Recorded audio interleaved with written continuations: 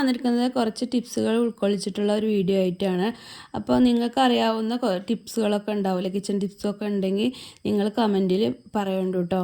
അങ്ങനെ കമൻറ്റിൽ പറയുകയാണെങ്കിൽ എനിക്ക് അത് വീഡിയോയിൽ ഉൾക്കൊള്ളിക്കാമല്ലോ. അപ്പോൾ എല്ലാവർക്കും അത് ഉപകാരപ്പെടുകയും ചെയ്യും.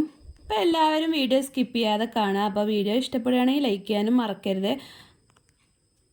അപ്പോൾ ആദ്യത്തെ ടിപ്പ് എന്ന് പറഞ്ഞു കഴിഞ്ഞാൽ നമ്മളെ വീട്ടിലൊക്കെ ദോശ ചുടുന്ന സമയത്ത് ദോശമാവ് ബാക്കി ഉണ്ടാവില്ലേ, അപ്പോൾ ആ ബാക്കിയുള്ള ദോശമാവ് പിന്നെ പിറ്റേ ദിവസം എടുക്കുമ്പോൾ ഒരു പുളിപ്പൊക്കെ വരൂലേ, ആ പുളിപ്പ് വരുന്നതിനുള്ള ഒരു ടിപ്പാട്ടോ. അപ്പോൾ ദോശമാവ് നമ്മൾ പിറ്റേ ദിവസം എടുക്കുന്ന സമയത്ത് പുളിപ്പ് വരികയാണെങ്കിൽ ഈ ഒരു ടിപ്പ് ചെയ്താൽ മതി കേട്ടോ. 3 ടീസ്പൂണ് അരിപ്പൊടി ഇട്ട് കൊടുത്താൽ മതി കേട്ടോ. അപ്പോൾ ഞാനിത് അതിലേക്ക് ഒരു 5 ടീസ്പൂൺ ഉണ്ടാവും കേട്ടോ ഈ കപ്പിൽ അരിപ്പൊടി. അപ്പോൾ ഞാൻ ഇത് കുറച്ചധികം നിങ്ങൾക്ക് കാണാൻ വേണ്ടി എടുത്തതാണ്. ഇനി ഞാനൊരു പാത്രത്തിലേക്ക് ഇത് ഇട്ട് കൊടുത്തിട്ട് നന്നായിട്ടൊന്ന് ലൂസാക്കി എടുക്കണം കേട്ടോ ഈ അരിപ്പൊടി. സാധാ നോർമൽ വാട്ടർ വെച്ചിട്ട് തന്നെ ഞാനിത് ലൂസാക്കി എടുക്കുന്നത്. അപ്പോൾ ഞാനിതിലേക്ക് 3 ടീസ്പൂൺ എടുത്തിട്ടുണ്ട് കേട്ടോ. ബാക്കി ഞാൻ അവിടെ വെച്ചിട്ടുണ്ട്. ഇത് നന്നായിട്ട് സാധാ നോർമൽ വെള്ളത്തിലൊന്ന് ലൂസാക്കി എടുക്കുകയാണ്. എന്നിട്ട് നന്നായിട്ടൊന്ന് മിക്സ് ചെയ്ത ശേഷം വേണം നമ്മൾ മാവിലേക്ക് ഇത് ഒഴിച്ചു കൊടുക്കാൻ. നിങ്ങൾ ഈ മാവ് കൊണ്ട് ദോശയാണ് ചുട്ടെടുക്കണമെങ്കിൽ നിങ്ങൾക്ക് ഇതിന് പകരമായിട്ട് നിങ്ങൾക്ക് ഗോതമ്പ് പൊടി ഉപയോഗിക്കാവുന്നതാണ് കേട്ടോ. അപ്പോൾ നിങ്ങൾ ഈ മാവ് ഉണ്ടാക്കുന്നത് ഇഡ്ഡലി മാവിന് വേണ്ടിയിട്ടാണെങ്കിൽ ഒന്നുകൂടി ബെറ്ററായിട്ട് തോന്നിയത് എനിക്ക് അരിപ്പൊടി ഇട്ട് കൊടുക്കുന്നതാണ് കേട്ടോ. അപ്പോൾ നമ്മൾ രണ്ടിനും വേണ്ടിയിട്ടാണെങ്കിൽ നിങ്ങൾ അരിപ്പൊടി ഇട്ട് കൊടുക്കുകയാണ് നല്ലത്. വെറും ദോശക്കാണെങ്കിൽ നിങ്ങൾക്ക് ഗോതമ്പ് പൊടി യൂസ് ചെയ്യാവുന്നതാണ് കേട്ടോ. ഈ രീതിയിൽ നിങ്ങൾ ദോശ ഉണ്ടാക്കുകയാണെങ്കിൽ നിങ്ങൾക്ക് നല്ല ക്രിസ്പിയും ഒട്ടും പുളിയൊന്നും ഇല്ലാത്ത നല്ല ക്രിസ്പി ദോശ ഉണ്ടാക്കിയെടുക്കാം കേട്ടോ. പിന്നെ അടുത്ത ടിപ്പ് ദോശ പുളിക്കാതിരിക്കാനുള്ള ടിപ്പ് എന്ന് പറഞ്ഞു കഴിഞ്ഞാൽ വെറ്റില ഉണ്ടാവില്ലേ, വെറ്റില നമ്മൾ ഈ ദോശ മാവിലേക്ക് മുക്കി കൊടുക്കുക കേട്ടോ. മുക്കി വെച്ച് കഴിഞ്ഞാൽ ദോശ പുളിക്കൂല. അപ്പോൾ പണ്ടൊക്കെ മുത്തശ്ശിമാരൊക്കെ മുറുക്കുന്നത് നിങ്ങൾ കണ്ടിട്ടുണ്ടാകും, വെറ്റില വെച്ചിട്ട് മുറുക്കുന്നതും. പിന്നെ വെറ്റില കൊണ്ട് കുറേ ഉപയോഗമുണ്ട്. അപ്പോൾ ദോശമാവിൽ വെറ്റില മുക്കി ഇട്ട് കൊടുക്കുകയാണെങ്കിൽ ദോശമാവ് ഒട്ടും പുളിക്കുകയില്ല കേട്ടോ. പിന്നെ നമ്മൾ ദോശ ചുടുന്ന സമയത്ത് ആ വെറ്റിലയുടെ ഇലയാണ് മാറ്റി കൊടുത്താൽ മതി. അപ്പോൾ ഒട്ടും പൊളിക്കാതെ തന്നെ നല്ല ക്രിസ്പി ആയിട്ടുള്ള ദോശ നമുക്ക് ചുട്ടെടുക്കാം കേട്ടോ. ഇനി അടുത്ത ടിപ്പ് എന്ന് പറഞ്ഞു കഴിഞ്ഞാൽ തക്കാളി തൊലി കളയാനുള്ള ടിപ്പാട്ടോ. അപ്പോൾ നമ്മൾ സാധാരണ തക്കാളി തൊലി കളയാൻ വെള്ളത്തിൽ തിളപ്പിച്ചിട്ടും കുക്കറിൽ വെച്ചിട്ടൊക്കെ നമ്മൾ കുറേ സമയം കളയാറില്ലേ. അപ്പോൾ അതൊന്നും ചെയ്യേണ്ട ആവശ്യമില്ല. ഇനി പെട്ടെന്ന് നമുക്ക് തക്കാളിയുടെ തൊലി കളയാം കേട്ടോ.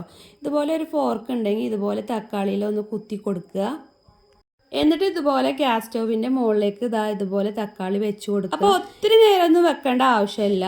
അപ്പോൾ എല്ലാ ഭാഗവും ഇതുപോലെ ഒന്ന് ആക്കി കൊടുക്കുക. ഒത്തിരി നേരം വെക്കേണ്ട ആവശ്യമൊന്നുമില്ല. അതാ പെട്ടെന്ന് തന്നെ തൊലി പോന്ന് കിട്ടും കേട്ടോ. അപ്പോൾ ഞാൻ കാണിച്ചു ലൈവായി കാണിച്ചു തരുവാണ് കേട്ടോ. പെട്ടെന്ന് പോന്ന് കിട്ടും. കണ്ടോ, കുറച്ച് നേരം വെച്ചപ്പോൾ തന്നെ അതിൻ്റെ തൊലിയൊക്കെ വിട്ട് പോന്നിട്ടുണ്ട്. അപ്പോൾ നിങ്ങൾക്ക് വീഡിയോയിൽ എത്രത്തോളം കാണാൻ പറ്റുമെന്ന് എനിക്കറിയില്ല. അപ്പോൾ ഞാൻ ഇനി കാണിച്ചു തരാം കേട്ടോ. ഗ്യാസ് സ്റ്റവ് ഓഫാക്കിയിട്ട് കാണിച്ചു തരാം. സ്മൂത്തായി പോയിന്ന് കിട്ടും. നമ്മൾ പാൽപ്പാട പോലെ കണ്ടോ പോന്ന് കിട്ടുന്നത് നിങ്ങൾക്ക് വീഡിയോയിൽ കണ്ടാൽ എത്രത്തോളം കാണുന്നുണ്ടെന്ന് എനിക്കറിയില്ല കേട്ടോ. കണ്ടോ, ഒട്ടും ഇതിൻ്റെ പൾപ്പൊന്നും പോവാതെ കറക്റ്റായിട്ട് തന്നെ കിട്ടുന്നുണ്ട് കേട്ടോ.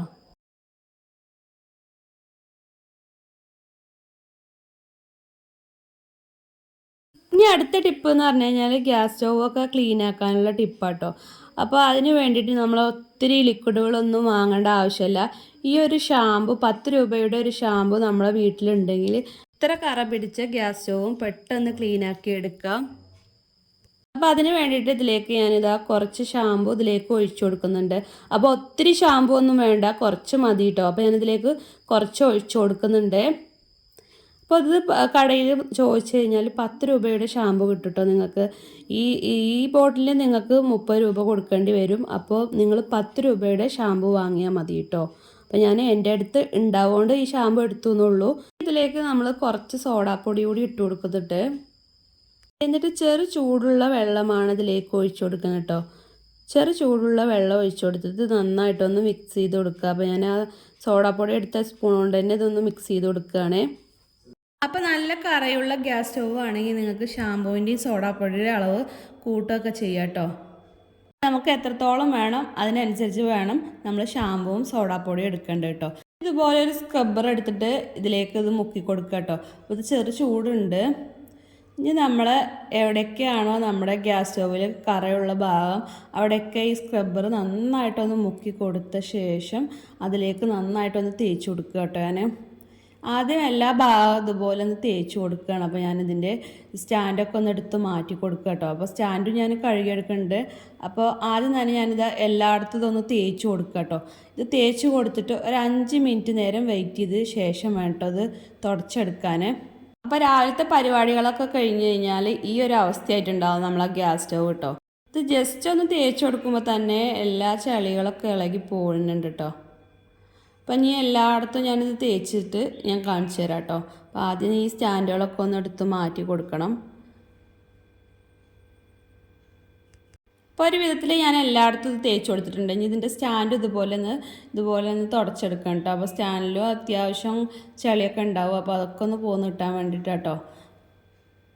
അപ്പോൾ അത് ഇതുപോലെ ഒരു 5 മിനിറ്റ് വരെ ഇതൊന്ന് തേച്ച് കൊടുത്തിട്ടൊന്ന് വെച്ച് കഴിഞ്ഞാൽ നല്ല ക്ലിയറായി കിട്ടും കേട്ടോ. അപ്പോൾ 5 മിനിറ്റ് കഴിഞ്ഞിട്ട് നനവൊന്നും ഇല്ലാത്തൊരു തുണി എടുത്തിട്ട് ഇതുപോലെ ഒന്ന് തുടച്ചെടുത്താൽ തന്നെ നിങ്ങൾക്ക് വീഡിയോയിൽ എത്രത്തോളം കാണാൻ പറ്റുമെന്ന് എനിക്കറിയില്ല, നല്ല ക്ലീനായി തന്നെ കിട്ടുന്നുണ്ട് കേട്ടോ. അപ്പോൾ ആദ്യം ഒട്ടും നനവില്ലാത്ത തുണി കൊണ്ട് തുടച്ച ശേഷം ഒന്ന് നനച്ച ശേഷം ഒന്നുകൂടി ഒന്ന് തുടച്ചെടുത്ത് കഴിഞ്ഞാൽ നല്ല ക്ലീനായി കിട്ടും കേട്ടോ നമ്മളെ ഗ്യാസ് സ്റ്റവ്. അപ്പോൾ ഞാനിത് മുഴുവനായിട്ട് തുടച്ചെടുത്തിട്ട് ഞാൻ നിങ്ങൾക്ക് കാണിച്ചു തരാം കേട്ടോ. അപ്പോൾ ഇത് മുഴുവനായിട്ട് ഞാൻ തുടച്ചെടുത്തിട്ടുണ്ട്. ഇനി ഇതിൻ്റെ സ്റ്റാൻഡ് ഇതുപോലെ കഴുകിയെടുത്തിട്ട് ഇതിലേക്ക് വെച്ച് കൊടുക്കുക കേട്ടോ. കഴുകിയെടുത്ത് നന്നായിട്ട് തുടച്ചിട്ട് വേണം ഈ സ്റ്റാൻഡ് ഇതിലേക്ക് വെച്ച് കൊടുക്കാൻ. അപ്പോൾ ഒട്ടും കെമിക്കലൊന്നും ഉപയോഗിക്കാതെ തന്നെ നമ്മളെ ഗ്യാസ് സ്റ്റവ് ഇതാ നല്ല ക്ലീനായി കിട്ടിയിട്ടുണ്ട് കേട്ടോ. അപ്പോൾ വീഡിയോയിൽ എത്രത്തോളം നിങ്ങൾക്ക് കാണാൻ പറ്റുമെന്ന് എനിക്കറിയില്ല, നല്ല ക്ലീനായി കിട്ടിയിട്ടുണ്ട് കേട്ടോ. ഇനി ഈ ഒരു ലിക്വിഡ് തന്നെ ഉപയോഗിച്ചിട്ട് നമ്മളെ കറണ്ട് അടുപ്പും ഇതുപോലെ ക്ലീനാക്കി എടുക്കാം കേട്ടോ. രാവിലെ ഞാൻ തലേദിവസത്തെ കറി ഒന്ന് തിളപ്പിച്ചെടുത്തപ്പോൾ പോയതാട്ടോ ഈ കറണ്ട് അടുപ്പിലൊക്കെ നിറച്ച് പോയിട്ടുണ്ട്. പിന്നെ അതുപോലെ ഇതിൻ്റെ ആ സെൻറ്റർ ഭാഗത്ത് നിറച്ച് നല്ല കറയൊക്കെ ഉണ്ട് കേട്ടോ. അപ്പോൾ ആ കറയൊക്കെ ഒന്ന് പോയി കിട്ടാനൊക്കെ ഇത് ചെയ്താൽ മതി കേട്ടോ. അപ്പോൾ ഞാൻ 2-3 ദിവസമായിക്കോളും ഇത് കഴുകിയിട്ട്.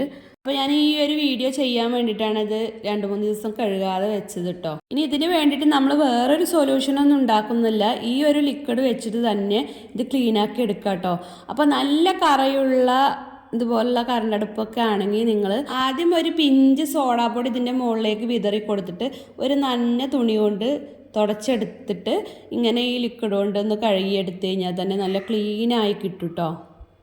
അപ്പോൾ ഇതിപ്പോൾ ഞാനതൊന്നും ചെയ്യുന്നില്ല, ഞാൻ ഈ ലിക്വിഡ് വെച്ചിട്ട് തന്നെ ഇതൊന്ന് കഴുകിയെടുക്കുക കേട്ടോ.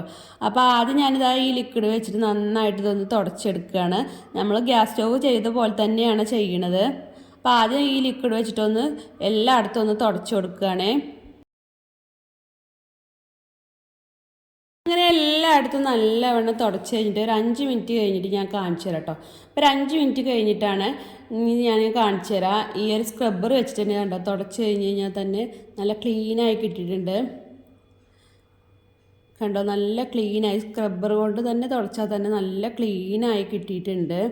അപ്പം ഞാൻ മുഴുവനായിട്ട് തുടച്ചിട്ട് കാണിച്ചു തരാം കേട്ടോ.